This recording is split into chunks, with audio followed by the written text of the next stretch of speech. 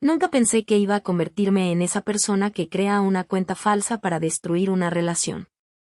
Pero cuando me di cuenta de que me habían usado como plan B, y luego como juguete, algo en mí se rompió. Y sí, lo que hice fue una locura, pero en ese momento sentí que era la única forma de que la verdad le explotara en la cara. Yo venía de una ruptura horrible, de esas que te dejan sin piel. Había pasado años con mi ex, desde antes de que todo fueran apps, matches y gente vendiéndose por redes como si fueran productos. Así que cuando volví al mercado, estaba perdida. No sabía leer señales, no sabía jugar ese juego moderno, y justo ahí apareció él en mi trabajo, un lugar enorme, con miles de personas donde parece que siempre hay alguien mirando pero nadie sabe nada de nadie. Él llegó en el momento exacto. Atento, presente, guapo, insistente. Me hablaba como si yo fuera lo único importante en su día. Me dijo todo lo que una mujer rota quiere escuchar. Y yo, que estaba vulnerable, caí completita en ese bombardeo de amor. Lo raro fue que desapareció justo antes de nuestra primera cita real. De un día para otro. Sin pelea, sin explicación, sin nada. Silencio total. Entré a Facebook para entender qué estaba pasando y me encontré bloqueada. Bloqueada. Así de limpio, así de cobarde. Como no me cuadraba nada, usé la cuenta de un amigo para mirar su perfil y ahí estaba. Su novia lo tenía etiquetado en una publicación. Él me había bloqueado para que yo no pudiera verlo. No era confusión, no era miedo, no era estoy pasando por algo. Era mentira. Terminé hablándole a ella porque pensé que, si yo estuviera en su lugar, me gustaría saberlo. Pero no salió como imaginaba. Ella no fue amable conmigo por descubrirlo y la conversación murió ahí. Yo seguí con mi vida, o al menos intenté, hasta que 6 meses después él volvió. Otra vez mensajes, otra vez el tono dulce, otra vez actuando como si fuera un hombre nuevo. En sus redes aparecía soltero y me juró que ya habían terminado. Y yo no quería creerle, pero tampoco quería vivir con paranoia. Le di espacio. No pasó nada físico entre nosotros, pero él claramente lo estaba intentando. Un día ella vio que nos seguíamos y me encaró. Esta vez fui completamente honesta. Le dije que no había pasado nada, pero que él sí había estado buscándome. Yo esperaba que por fin conectara las piezas. En lugar de eso, él explotó conmigo. Me dijo cosas asquerosas, me insultó, me trató como si yo fuera la villana de su historia, como si él no hubiera mentido desde el primer segundo. Y lo peor es que después de ese show, siguieron juntos. Medio año más, con rumores en la oficina de que él seguía haciendo lo mismo con otras. En una empresa tan grande, el chisme siempre llega. Siempre. Ahí fue cuando me obsesioné con una idea. Si con la verdad no bastó, entonces necesitaba una puesta en escena que no pudiera ignorar. Abrí un Instagram falso. Al principio era una cuenta vacía y ridícula, pero tuve tiempo, paciencia y rabia. Mucha rabia. Empecé a construirla poco a poco, siguiendo gente relacionada con ellos, dejando que pareciera real, publicando fotos neutras, frases ambiguas, cosas que apuntaban a él sin nombrarlo directo.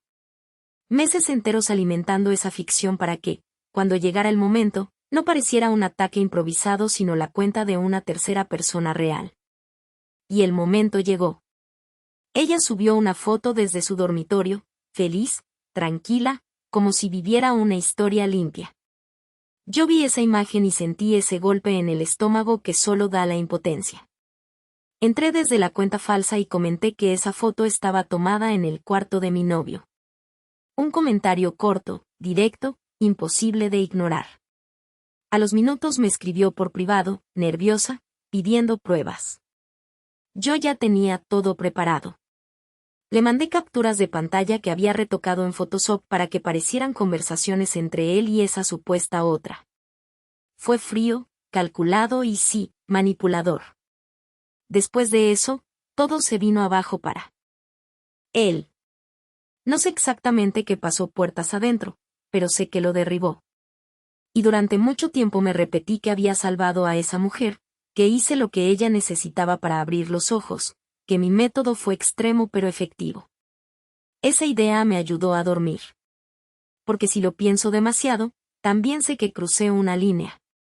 Yo no solo expuse a un mentiroso, también fabriqué una versión de la verdad para obligar un resultado. Y cuando juegas a ser juez, fiscal y verdugo, algo en ti también se ensucia. Nunca pensé que iba a convertirme en esa persona que crea una cuenta falsa para destruir una relación. Yo vivía a 2 puertas de un tipo que convirtió la cuadra en un infierno, y no exagero. Sus 3 hijos, todavía chicos, se paseaban como si todo el barrio les perteneciera, metiéndose en jardines ajenos, pegando la cara a las ventanas y gritando insultos como si fuera un juego. Lo peor no eran ellos, lo peor era saber que detrás venía su papá, riéndose de todo y mandándonos a la mierda cuando alguien se atrevía a reclamar. Al principio intenté ignorarlo, porque uno siempre piensa que es una mala racha, que los niños se calman, que un día alguien pone límites y ya. Pero no. Cada tarde era lo mismo. Yo llegaba cansado, queriendo un poco de paz, y a los 10 minutos ya los tenía saltando por los cercos, pateando macetas, asomándose para ver qué había en mi casa y en la de todos. No era travesura inocente, era provocación constante. Se notaba en la mirada, en el tono, en cómo buscaban exactamente el punto donde te dolía. Y si salías a decirles algo, corrían riéndose, como si acabaran de ganar un premio. La escena se repetía tanto que empecé a medir el día por sus gritos.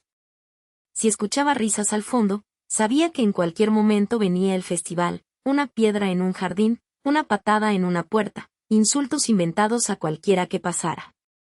Más de una vez los vi meter medio cuerpo entre las plantas de los vecinos, arrancando flores con esa crueldad sin conciencia que a veces tienen los niños cuando nadie les enseña que eso está mal. Y todos ya sabíamos cómo iba a terminar cuando alguien explotara y fuera a hablar con su padre. Porque sí, el padre era el verdadero problema.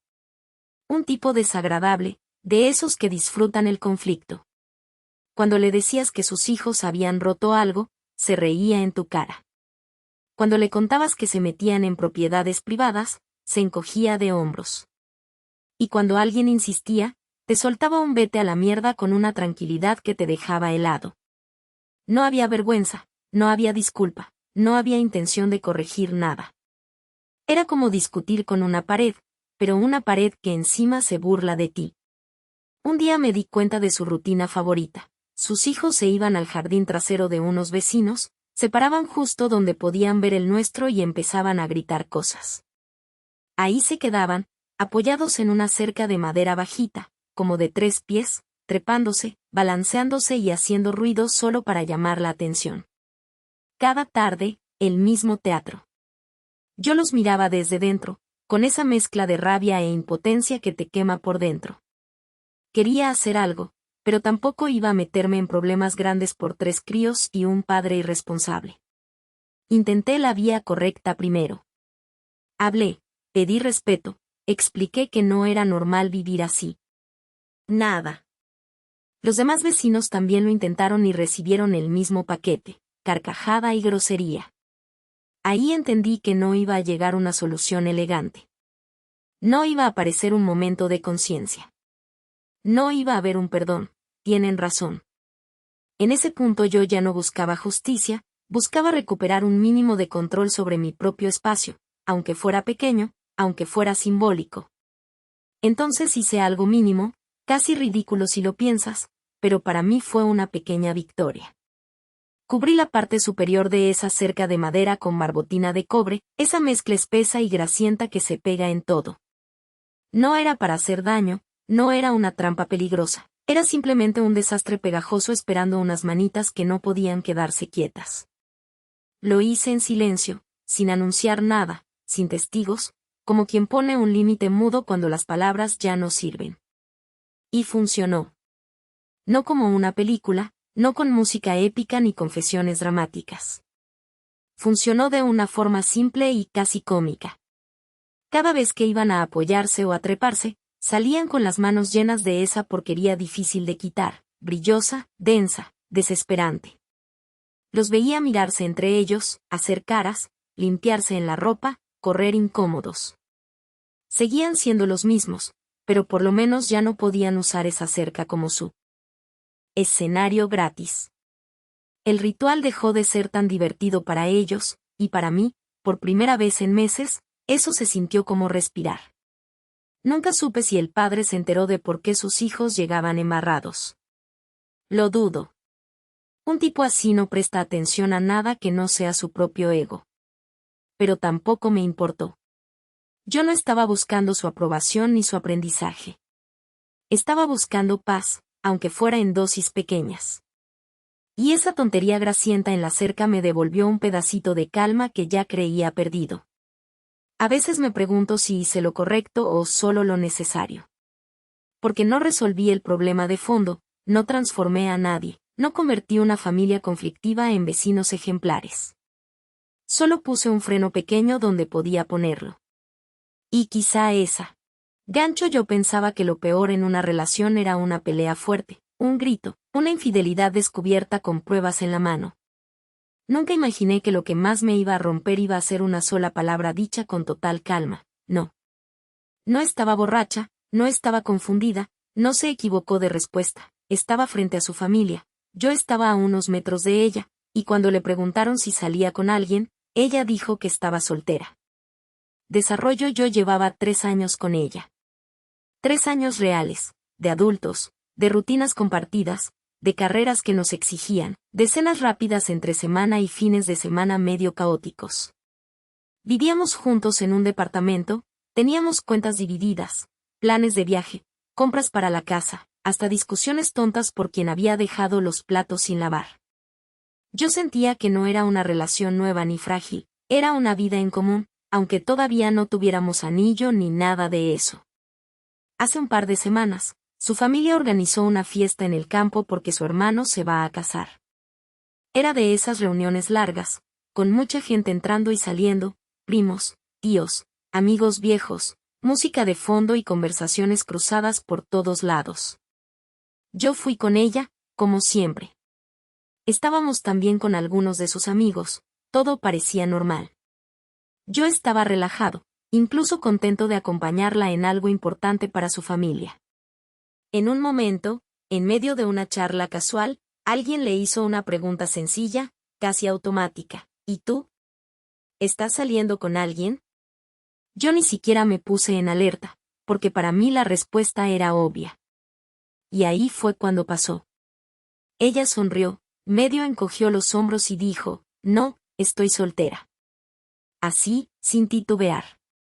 Como si yo no existiera. Como si esos 3 años no existieran. Como si el departamento al que volvíamos juntos cada noche fuera una imaginación mía. Yo me quedé congelado. No hice escena, no dije nada, no porque no doliera, sino porque de verdad me costó procesarlo. Me repetía por dentro que tal vez había escuchado mal, que era una broma rara, que quizá quería esquivar chismes familiares y luego lo iba a arreglar. Pero para empeorar todo, en esa misma fiesta estaba su ex. Resultó que es el mejor amigo de su hermano. Y ahí empecé a sentir esa incomodidad que no se puede explicar fácil, esa sensación de que todos tienen una parte de la historia menos yo. Al principio traté de minimizarlo. Me dije que no quería arruinarle la fiesta a nadie, que ya hablaríamos en casa con calma. Pero cuanto más pasaban las horas, más me pesaba en el pecho. No era solo lo que dijo, era la tranquilidad con la que lo dijo. La naturalidad. 0 nervios, 0 corrección después, 0 mirada buscando la mía para arreglarlo. Cuando terminó todo y nos fuimos, le pregunté directo por qué me había negado. Primero me dijo que no quería que sus padres la siguieran molestando con preguntas. Yo le dije que eso no explicaba por qué decir que estaba sola cuando llevábamos años juntos. Después cambió la versión y dijo que no era el momento adecuado. Le pregunté cuál era ese momento entonces. No supo responder. Más tarde apareció otra razón distinta. Y después otra. Las explicaciones iban cambiando como si estuviera buscando una que sonara menos grave, pero cada nueva excusa me dejaba más claro que no había una verdad limpia detrás.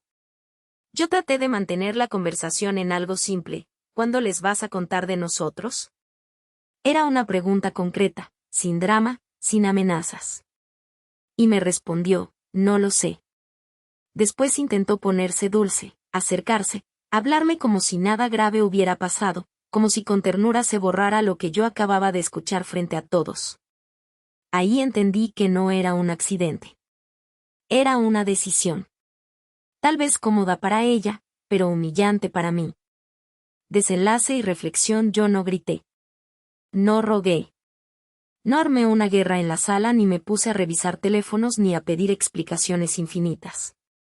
Esperé unos días, hasta que ella se fue a trabajar. En ese tiempo pensé mucho, sobre todo, en algo que me repetía sin parar: si alguien puede borrarme en público para evitarse incomodidades, entonces yo no tengo lugar real en su vida, solo un lugar útil cuando le conviene. Ese día cancelé el viaje que teníamos planeado para el próximo mes. Empaqué mis cosas con calma, una bolsa tras otra, y me mudé del departamento. No rompí nada, no dejé una carta dramática, no hice teatro. Solo me fui. Desde entonces no he hablado con ella. Ha llamado, ha mandado mensajes, ha insistido. Yo no he respondido. No me fui por orgullo herido, me fui por dignidad. Yo puedo entender miedo, inseguridad, tiempos distintos. Recién salida de la universidad, yo acepté ganar 20% menos por un gran desafío que casi me rompe. Pensé que por fin iba a trabajar en un lugar donde me respetaran, porque venía de un ambiente de club de chicos en Big Blue donde yo ya estaba cansada de que me minimizaran.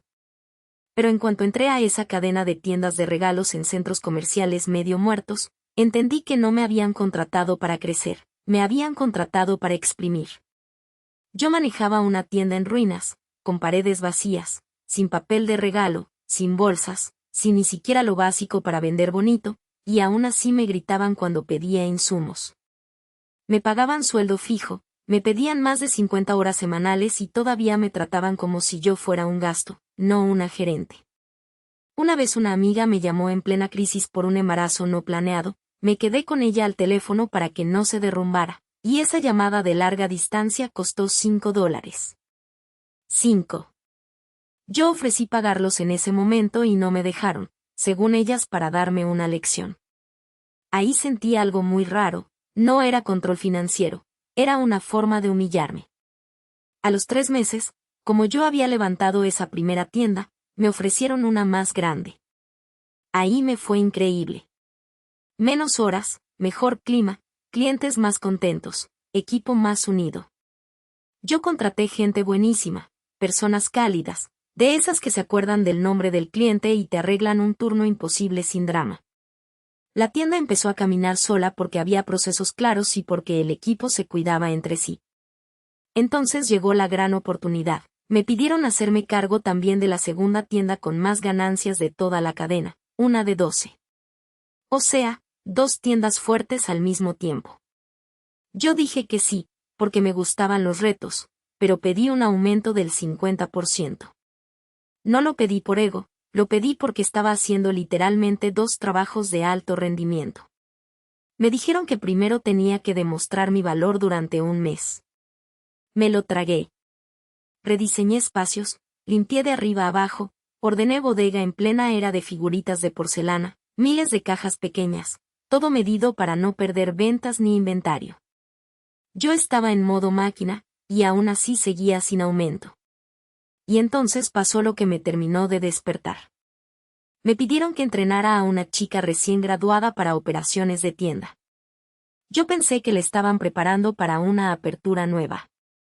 Nos llevamos bien, empezamos a salir después del trabajo, y en una de esas conversaciones ella me dijo tranquila que iba a quedarse con la tienda grande donde yo estaba probando mi valor. Yo me quedé fría. Nadie me lo había dicho. Nadie le dijo a ella que yo no lo sabía. Yo llevaba años en retail, tenía formación en marketing empresarial, estaba manejando 2 tiendas que subían ventas cada semana, y ella, sin experiencia, con título en inglés, estaba cobrando $5,000 más que yo. Más que cualquier gerente. Ese día llegué a mi casa y ya no sentí rabia, sentí claridad. Yo no estaba fallando, me estaban usando. Así que armé un plan silencioso. Hablé con mi gente, una por una, en ambas tiendas, unas 15 personas entre los dos equipos. No para manipularlos, no para decirles qué hacer, solo para contarles la verdad y avisarles que yo me iba. Les conté lo del aumento negado, lo de la capacitación a escondidas, lo del salario desigual y lo de la falta total de respeto. Y pasó algo que todavía me conmueve, nadie me juzgó, nadie me dijo exagerada. Todos entendieron, porque también lo vivían en distinto nivel. 2 semanas después llegó la nueva gerente y yo entregué mi salida. No hice escándalo, no di portazos, no monté drama. Entregué todo documentado, turnos, inventario, proveedores, rutinas, incidencias, tareas invisibles, todo eso que no aparece en un organigrama pero sostiene una tienda viva. Básicamente dije, estimado jefe, ¿quiere ver cuánto hago realmente por usted? Aquí está. En cuanto yo dejé de ser el pegamento, se empezó a notar cada hueco. Lo que desde fuera parecía una tienda funcionando en realidad era un montón de fuegos apagados a diario por mí y por mi equipo. Irme me dolió, porque yo quería ese proyecto y quería creer en la jefa que al inicio parecía distinta. Pero aprendí algo que hasta hoy no negocio. Cuando una empresa te pide demostrar valor una y otra vez mientras te paga menos, te oculta decisiones y te exige lealtad sin darte respeto, no te está formando, te está consumiendo. Yo tardé en verlo porque confundí esfuerzo con reconocimiento. Y no son lo mismo. Yo puedo darlo todo, sí, pero no a costa de mi dignidad. Recién salida de la universidad, yo acepté ganar 20% menos por un gran desafío que casi me rompe. Pensé que por fin iba a trabajar en un lugar donde me respetaran, porque venía de un... Ayer, en Costco, una desconocida me llamó perra en voz alta mientras hablaba por teléfono, y lo peor es que lo hizo mirándome a los ojos. No fue un malentendido, no fue accidente, y no había nadie más ahí para fingir que hablaba de otra persona.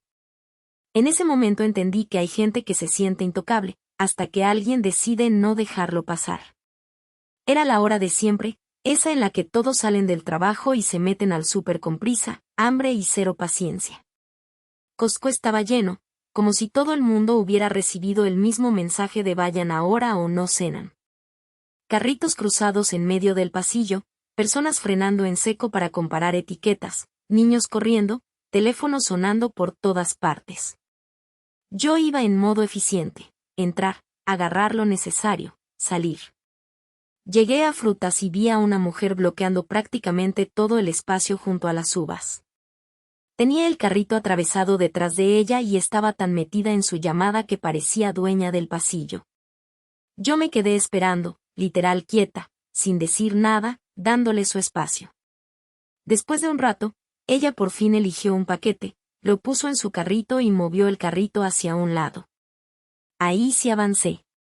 Me puse frente al expositor, revisé 4 contenedores, elegí uno y cuando me giré para ponerlo en mi carrito, escuché clarito, con ese tono de indignación actuada, caramba, una perra se metió frente a mí para agarrar uvas. ¿Qué le pasa a la gente? No tienen modales. Se lo decía a la persona con la que estaba hablando por teléfono, como si yo no existiera o como si me fuera a quedar callada por vergüenza.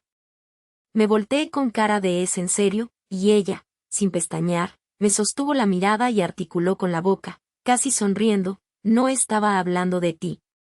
Yo era la única persona ahí. La única. Llevábamos como 2 minutos solo ella y yo en ese espacio. Así que no había manera de hacerse la loca. Y en ese segundo sentí esa mezcla rara entre coraje y lucidez, como cuando algo te enciende pero al mismo tiempo te deja muy tranquila, muy fría. Pude haberle gritado, pude haberle armado un escándalo en frutas, pero no vi que avanzó al siguiente pasillo, justo al que yo también iba, y pensé, perfecto, hoy tengo tiempo. Si según ella yo estorbo, entonces voy a estorbar de verdad. La seguí, pero no como una sombra amenazante, sino como esa presencia incómoda que te recuerda cada segundo lo que acabas de hacer. Cada vez que ella se detenía a tomar algo, yo me detenía justo detrás, como si también estuviera esperando ese mismo producto. Si se tardaba demasiado comparando marcas, Yo soltaba un suspiro profundo, de esos que no son agresivos pero sí imposibles de ignorar. No la toqué, no le hablé, no la insulté. Solo estuve ahí, constante, pasillo tras pasillo, en la sección de comestibles, repitiendo el mismo patrón con una paciencia casi artística. Y sé cómo se ve eso desde fuera, una mujer bajita, de mediana edad, con carrito, sin cara de peligro. Yo no imponía físicamente ni de lejos. Precisamente por eso funcionó. No era una amenaza, era una molestia inteligente. Como una mosca en verano que no te pica, pero no te deja en paz ni un segundo. Ella trataba de mantener su llamada, pero cada tanto giraba rápido, como para confirmar que yo seguía ahí. Y sí, yo seguía ahí. Si ella daba 3 pasos, yo daba 3. Si frenaba, yo frenaba. Si dudaba entre 2 productos, yo esperaba respirándole la prisa desde atrás, sin invadirla, sin romper ninguna regla, solo reflejándole su propia energía. Poco a poco cambió su ritmo. La vi pasar de voy tranquila a necesito salir de aquí ya. Empezó a agarrar cosas sin mirar mucho, casi aventándolas al carrito. Ya no se detenía a comparar, ya no paseaba con calma. Su seguridad de hace 5 minutos se fue desarmando sola. Lo noté en los hombros tensos, en la mirada corta, en esa velocidad torpe de quien quiere escapar sin parecer que está escapando. Terminó su compra mucho más rápido de lo que seguramente planeaba y se fue directo a la fila de autopago. Yo me quedé a distancia, tranquila, con mi carrito, como si nada.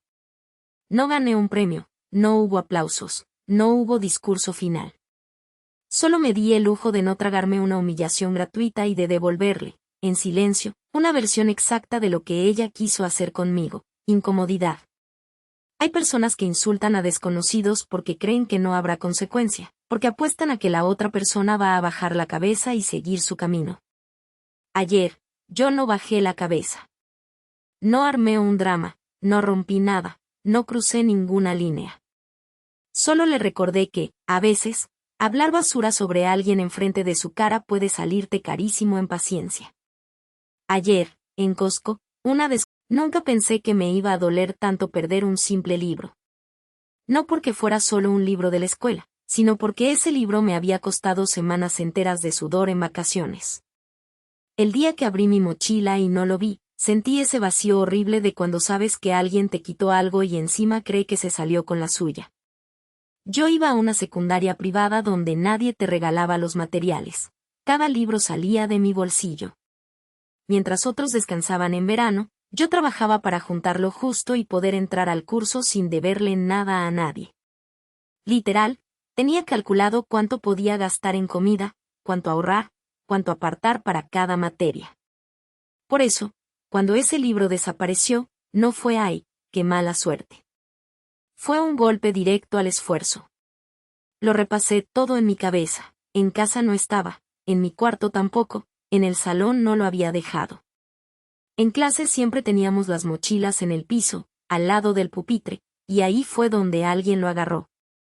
Había varios sospechosos, pero sin prueba no podía señalar a nadie. Aún así, desde ese día empecé a notar algo raro en un chico de mi clase. Le voy a decir Fred. Antes era normal conmigo, ni frío ni cercano. Pero después del robo empezó con una actitud extraña, como de superioridad, como si supiera algo que yo no. Se sentaba detrás de mí en una materia, y cada vez que hablábamos, aunque fuera por algo mínimo, tenía esa sonrisa incómoda, medio burlona, que te hace pensar, sí, fuiste tú. No tenía evidencia, solo esa intuición que te aprieta el pecho. Pasaron semanas. Semanas de frustración, de aguantarme las ganas de encararlo sin pruebas, de seguir estudiando como podía compartiendo material o improvisando. Hasta que un día, en una clase que compartíamos, la profesora decidió cambiar la dinámica y ponernos a trabajar con alguien con quien normalmente no trabajáramos. Nos dijo que no era cambio fijo, solo por una parte del periodo, y que lleváramos únicamente una libreta al nuevo sitio. La mitad del salón se movió.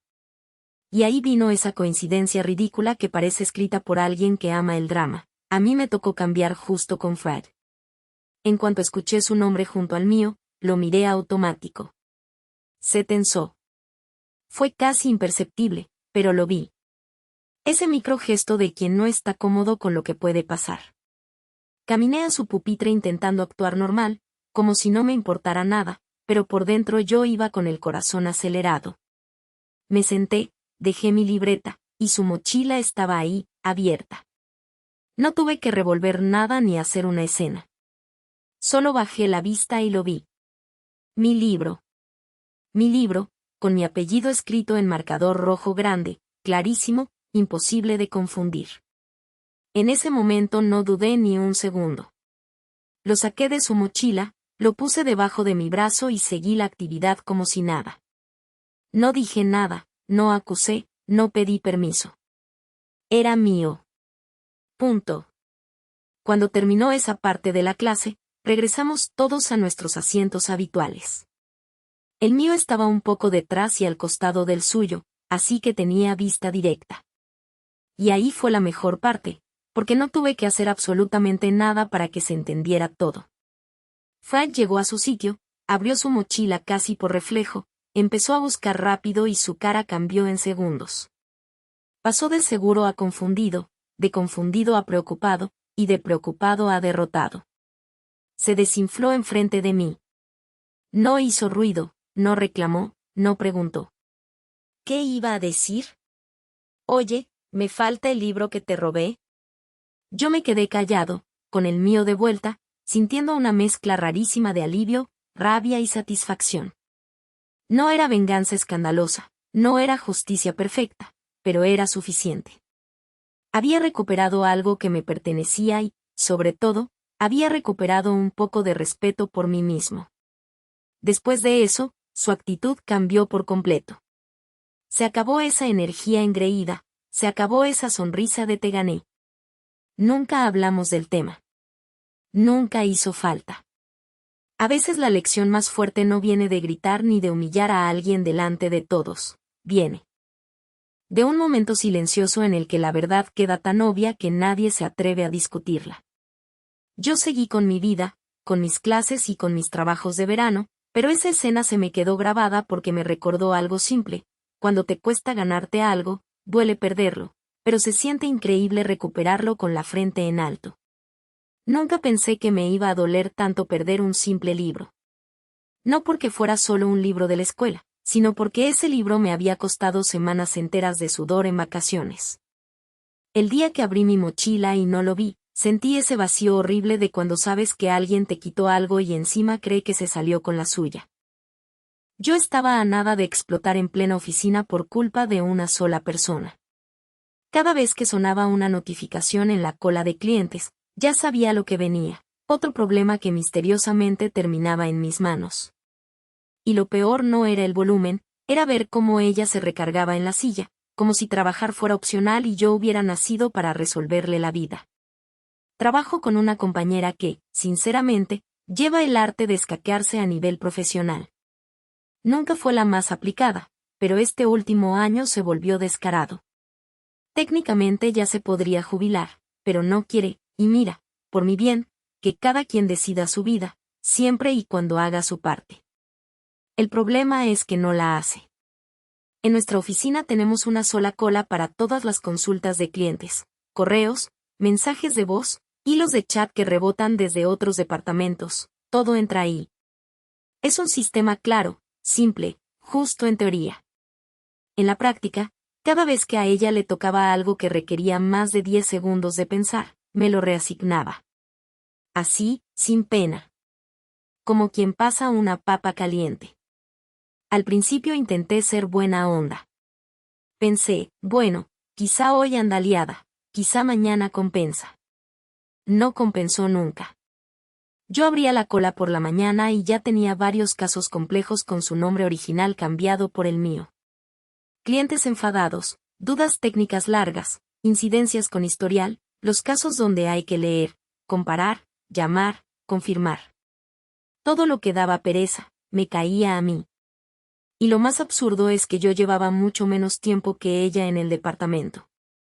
Si yo podía resolverlo, ella también. Debería saberlo incluso mejor. Pero no quería hacerlo. Empecé a notar un patrón exacto. Cuando entraba una consulta fácil, de esas de respuesta corta, se la quedaba. Cuando llegaba a algo espeso, me lo mandaba. Me di cuenta un martes, luego un jueves, luego ya todos los días. Era casi matemático. Mientras yo iba apagando incendios, ella se tomaba pausas largas, salía por café, volvía sin prisa, y todavía tenía la cara de decir andamos full hoy, ¿eh? Yo por dentro estaba hirviendo. Porque no era solo carga de trabajo, era la sensación de que me estaba tomando por tonto. Y delante de todos. Lo que más rabia me daba era el desgaste mental. No es lo mismo contestar 20 cosas sencillas que estar entrando y saliendo de problemas complejos todo el día. Yo terminaba agotado, con la cabeza a mil, y ella salía fresca. Empecé a cuestionarme si exageraba, si me lo estaba tomando personal, pero cada vez que abría el historial de asignaciones me volvía a la cordura. No era impresión mía, era sistemático. Ella me estaba usando de red de seguridad para no hacer su trabajo. Así que dejé de tragarme el enojo en silencio y empecé a poner límites, pero sin drama y con hechos. Cada vez que me reasignaba algo que le correspondía, lo documentaba. Hora, tipo de consulta, tiempo estimado, y a quien había llegado primero. Sin discursos, sin peleas en el pasillo. Solo registro. Y cuando me venía con el típico ¿te importaría coger este también?, en vez de salvarle el día automáticamente, le respondía algo simple: estoy cerrando los míos, termina tú ese y si te atoras lo vemos juntos. Esa frase cambió todo, porque por primera vez le devolví la responsabilidad sin gritarle. Le molestó, claro. Un montón. Empezó con caras, con comentarios pasivo-agresivos, con ese tono de que complicada te pones. Pero yo me mantuve igual. Si era una colaboración real, ayudaba. Si era dumping disfrazado de trabajo en equipo, no, y justo ahí se destapó lo evidente. En cuanto dejó de tenerme como muleta automática, se empezó a acumular lo que ella evitaba. Ya no podía esconderlo detrás de mi productividad. La cola mostraba quién resolvía y quién pateaba los casos. Hubo un día clave. Ella estaba por irse a su descanso largo de siempre y, justo antes, intentó aventarme otra consulta pesada como si nada. Le dije que no podía tomarla porque estaba cerrando 2 incidencias críticas ya asignadas, y que esa le tocaba por turno. Se fue molesta, pensando que yo al final la absorbería, como siempre. No pasó. El cliente volvió a escribir, pidió actualización, y la consulta seguía ahí, intacta, esperando respuesta de su dueña original. Cuando regresó del descanso, no tuvo opción. Se sentó, la abrió, y por fin hizo lo que llevaba meses esquivando. No era imposible, no era un monstruo. Solo requería trabajo. Desde ese momento algo cambió en el aire. No te voy a mentir, no se transformó en la empleada del año de un día para otro.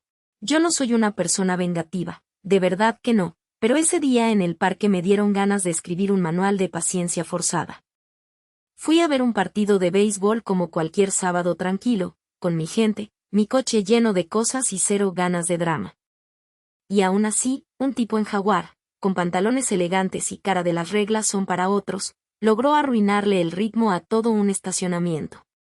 El parque tenía varios lotes, pero eran pequeños, dispersos y medio incómodos, de esos lugares donde si alguien aparca mal, todo el sistema se vuelve un rompecabezas. Yo llegué temprano, di 2 vueltas, encontré un hueco decente y pensé bueno, al menos esto ya está. Pero en uno de los lotes internos vi algo que me dejó con esa mezcla de risa y coraje. El dueño del jaguar había dejado su coche justo afuera del último lugar de una fila, atravesado como si estuviera marcando territorio, bloqueando la vuelta completa dentro del estacionamiento. No era un error pequeño de cálculo, no, era ese tipo de mal aparcado que grita no me importa a nadie. Y claro, con el partido empezando, la gente buscando dónde meterse, varios tuvieron que hacer maniobras absurdas por su culpa, otros mejor se rindieron y se fueron a otro lote más lejos. Yo lo miré, suspiré y seguí con mi día, porque al final uno va al béisbol a relajarse, no a pelear por civismo básico. Durante el juego me olvidé un poco, entre gritos, jugadas, sol en la cara y ese ambiente que siempre se siente como barrio, familia y caos bonito. Pero cada vez que pensaba en salir, me acordaba del jaguar mal puesto y de la mini dictadura del me estaciono donde me da la gana. Terminó el partido, agarré mis cosas, empecé a cargar el coche y ahí fue cuando se alineó todo. Para salir de donde estaba, yo tenía que cruzar la carretera principal de salida del parque, esa que todos usan para irse rápido cuando termina el juego. Y justo cuando yo empiezo a cruzar, adivina quién venía en su flamante jaguar, avanzando hacia la salida como si tuviera una alfombra roja esperándolo. Sí, él mismo. No había fila detrás de él.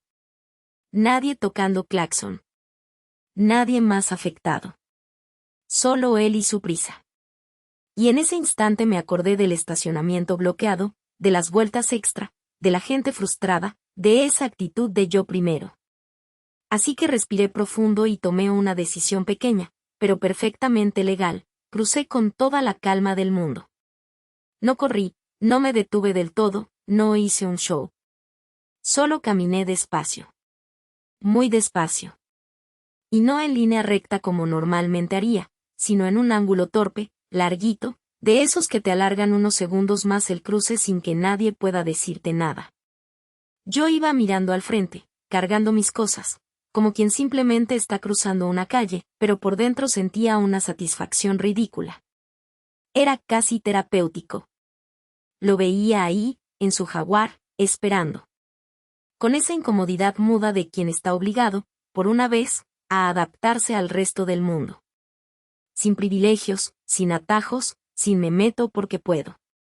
Fueron segundos, nada más. Tal vez 15, tal vez 20. Pero se sintieron exactos, justos, proporcionados. Lo mejor fue eso, no afecté a nadie más. No frené una fila de coches, no hice que otra persona pagara por su culpa. Solo él. Exactamente él. El mismo que antes había decidido que su comodidad valía más que la de todos los demás en el parque.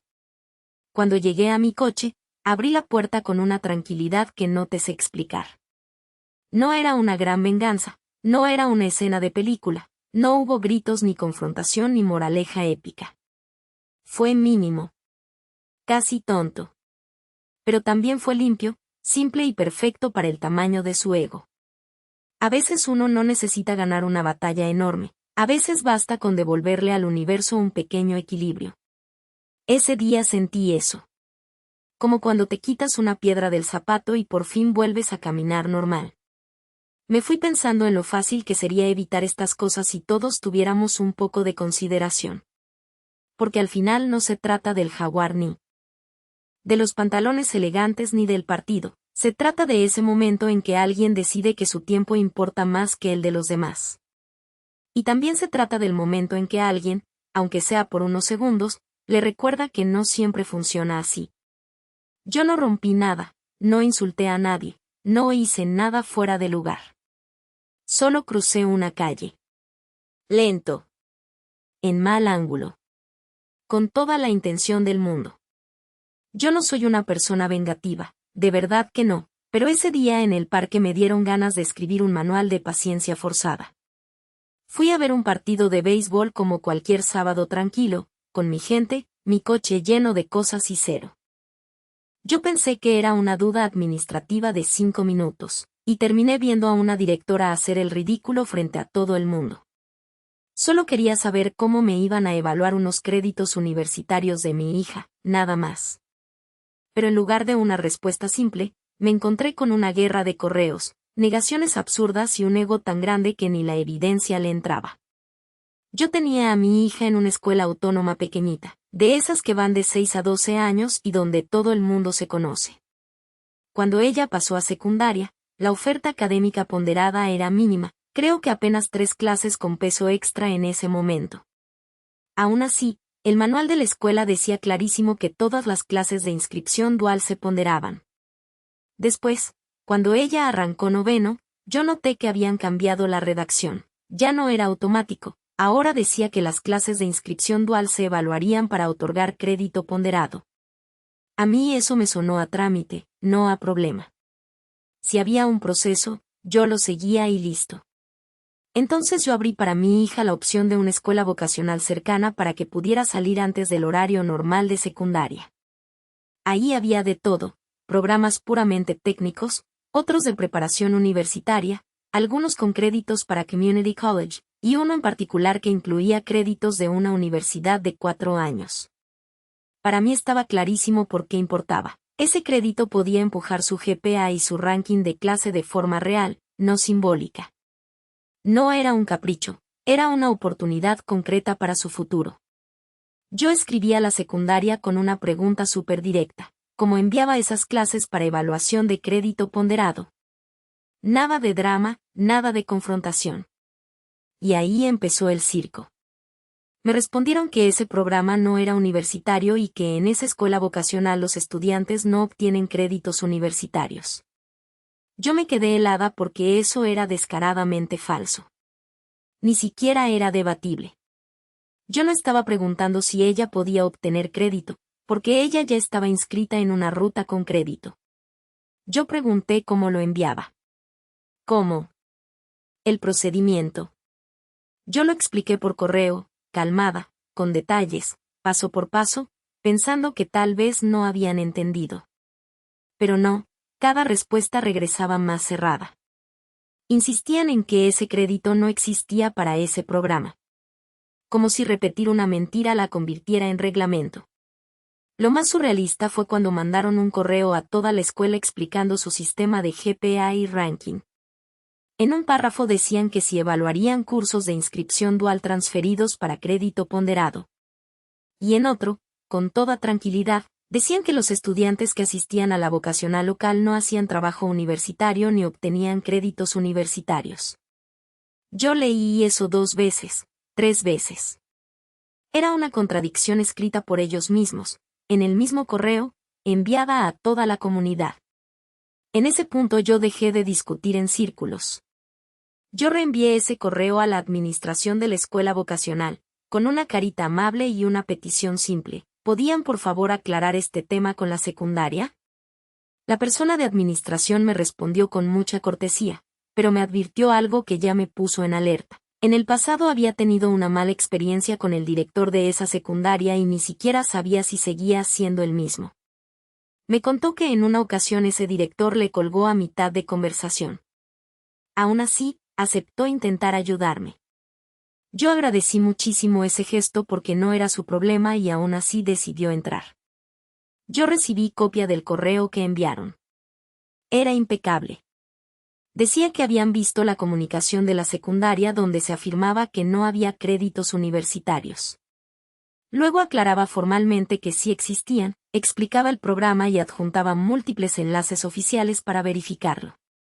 Era exactamente lo que cualquier administración seria debería querer: información verificable, clara y profesional. Yo pensé: listo, aquí se corrige todo en 2 minutos. Pues no. La directora respondió con 3 párrafos de desahogo, pero no para preguntar a qué correo se referían, no para pedir más datos, no para disculparse, no para corregir. 3 párrafos defendiendo su postura como si la realidad fuera negociable. Yo no podía creerlo. En ese momento yo entendí que ya no estaba frente a un error administrativo, estaba frente a alguien incapaz de decir me equivoqué. Y cuando una persona en educación no puede reconocer un error, el costo lo pagan los estudiantes. Yo seguí documentando todo, guardé cada correo, cada contradicción, cada fecha. Yo no hice eso por orgullo, lo hice porque mi hija merecía que su trabajo fuera reconocido como correspondía. Si ella estaba cumpliendo con un programa exigente y obteniendo créditos reales, yo no iba a permitir que una narrativa cómoda de la secundaria borrara ese esfuerzo. Ahí fue cuando la